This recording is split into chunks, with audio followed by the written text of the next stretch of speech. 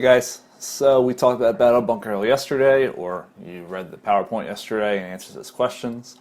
So today we're going to kind of continue along in the war itself. We're going to start looking at the next major battle, along with a somewhat of a turning point in the Revolutionary War itself. So these are the questions that you should be answering. I posted them on Classroom.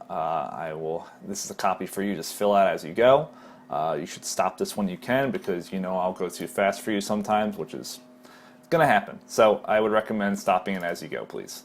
So we're going to talk about the Battle of Long Island and Trenton. We're not going to quite talk about Princeton yet. We'll get there, but it's a minor battle after a major victory. So it's kind of it's an offshoot, not a huge deal, but we'll talk about it. So just to kind of remind you, the Americans lost the Battle of Bunker Hill. Washington was not there. He went to New York to start building his army. But the British eventually did leave Boston because they had these cannons that they got from a fort in New York. They dragged the cannons to Boston, and the British realized that they can't stay in Boston without being bombarded, so they left. So at this point, it is June 1776, and the British have finally gotten those reinforcements they're desperately looking for. They asked for them way before Bunker Hill, way before Lexington and Concord, and they've arrived. I love this quote that man realized that he's looking out the harbor and he thought he saw like a bunch of trees in the harbor.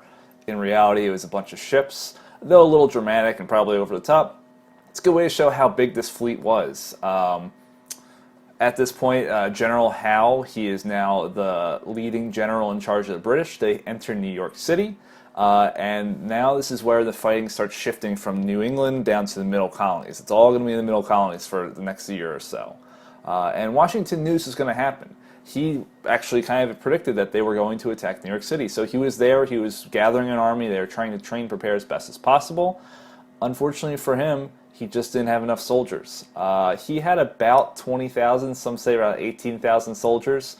And he was up against about 44,000 troops, along with that's 34,000 troops with another 10,000 sailors in the Navy itself. Additionally, the Americans didn't even have a Navy. They had a couple sloops, which are small little ships, but nothing that can stand up against a British warship at all.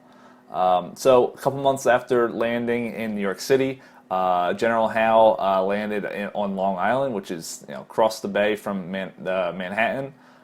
This is the first major battle that took place after the Americans declared independence, which we'll talk about soon, of course. This was a major victory for the British as well. They were able to surround this place called Fort Washington. You can kind of see it in the middle of the map. They're able to attack from 3 different directions, and they just completely outnumbered the Americans. Even though they were attacking like a fortified position, the Americans just were not trained well enough. They didn't have enough firepower. They never had enough ammo, and that's a very common theme of just not having enough ammo. And after this battle, more than 1,400 Americans were killed, captured, or wounded. And at this point, too, if they're wounded at Fort Washington, they are eventually captured as well. So this is a pretty rough loss for Washington. And it just started a string of retreats for Washington as well. He couldn't really keep up with this massive British army, and he realized he had to kind of back up and regroup and hopefully get some more soldiers. In the meantime, through autumn, like while Washington was fighting his way through northern New Jersey, there was attempts of Washington himself to get a little bit more information from the British. So he recruited a very close aide of his, a man named Nathan Hale, and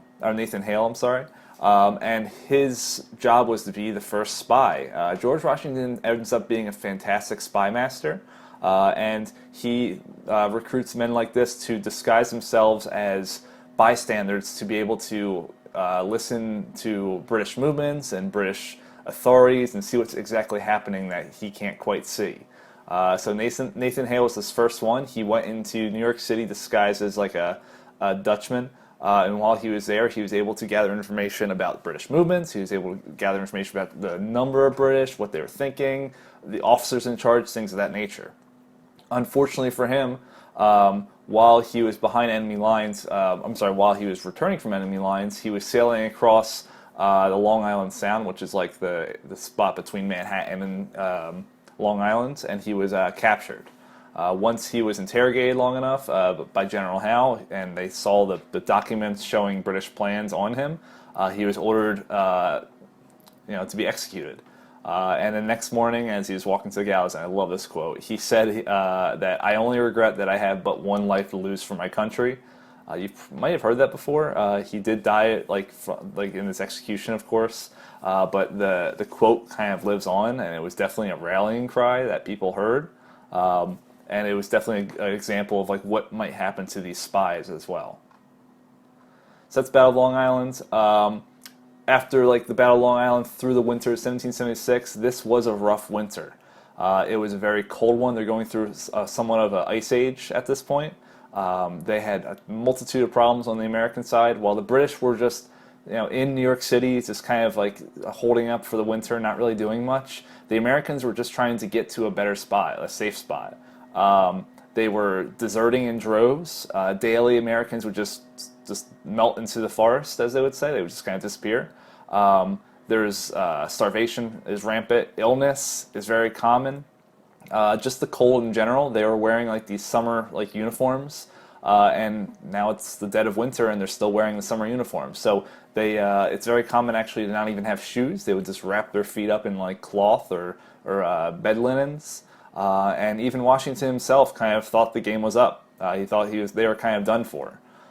So there was a lot. This is a really tough period for the Americans. It ends up being a point of low morale. It's a lot of reasons why people like Thomas Paine, these authors, try to encourage them as best as possible, saying that this is a crisis for this army, that the Americans aren't supporting them enough, and that if they want to have independence, they need to support this army. And even people like John Adams agreed. He said without Thomas Paine and like who created common sense, Washington might not have won. And this is a great quote. These are the times that try men's souls. The summer soldiers and sunshine patriots will in this crisis shrink from their service of his country. He's kind of saying here, like, hey, independence wasn't going to be easy. We knew that. England's the most powerful country in the world. Yet the people that really want independence will stay. And if they're just going to melt away and leave these armies, then they're not really patriots. They're not the ones that deserve the independence. And this is a very powerful statement. So much so that Washington realized he needs something to himself to be like more encouraging. And Washington decided on a very interesting attack, a surprise attack on Trenton, New Jersey. Trenton, New Jersey is right on Delaware River, and Washington was camped over in Pennsylvania. So on Christmas night, and I think you can take a guess why Christmas night is probably a weird time to attack, Washington quietly led the remainder of his army, about 2,500 men, across the Delaware River. This was, icy conditions. You can kind of see this picture here. This picture is actually pretty outlandish. The guy who did this, a German artist, wasn't even there. So obviously, if you've ever been in a boat, Washington would not be standing in the boat. That's a quick way for it to capsize. They didn't have this flag, but this person's supposed to be Alexander Hamilton. If you know that name, it should be a familiar one. And it was dark. It was dreary. It was snowing the whole time. Once they got over there, the wind and snow was just howling the entire time. But due to the snow, the occupiers of Trenton, these Hessians, which are German mercenaries, they weren't really prepared for this. It was Christmas night. They were kind of just like celebrating Christmas, and Washington knew if he could eliminate this position, it would improve his chances for success in upcoming battles. He'd get a lot of ammunition and supplies from this base, and in general, it would hurt the British to have this base be destroyed. So with his men, they walked 9 miles south. The Hessians were pretty much unprepared. They didn't have their guards out. It was early in the morning by the time I got there, so there were no patrols or outposts at all. And pretty much the Hessians were caught off guard and completely surprised by the American attack. I love this quote as well. You can see it. Hessian population of Trenton at 8 a.m., 1,408 men. Hessian population at 9 a.m., 0. This is a huge success. You can kind of see right here like why this is so powerful. There were no American casualties. This is a huge relief for the Americans. They haven't really won a battle for a long time. You can even argue they haven't won a battle yet.